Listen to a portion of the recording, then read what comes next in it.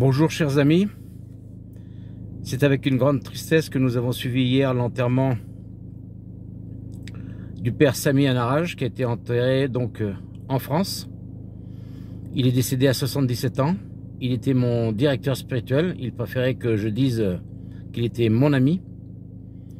Et il est tombé à l'hôtel, on ne sait pas où exactement au sein de l'hôtel, mais on l'a retrouvé dans sa chambre, il y avait du sang sur son oreiller. Et ils ont forcé la porte, puisque sans doute qu'il devait avoir des rendez-vous. Et on s'est douté qu'il y avait quelque chose de normal. Et il était encore vivant, mais bon, le cerveau avait été complètement touché. On se demande même comment il a fait pour arriver jusque dans sa chambre.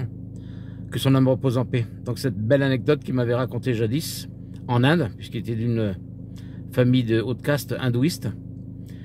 Sa mère pensant qu'il était sorti, mais en fait il était dans sa chambre où il ne faisait pas de bruit, il était toujours d'une grande discrétion.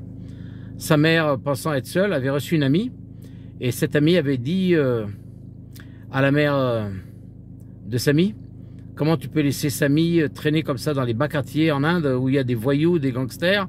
Tu es une mère inconsciente. Donc la mère, une fois que son amie a eu fini de vider son sac, elle lui a dit non, non, bien au contraire. Ce sont tous ces jeunes qui traînent dans les quartiers qui ont beaucoup de chance. Elle parlait de son fils parce qu'ils ont un bon garçon au milieu d'eux.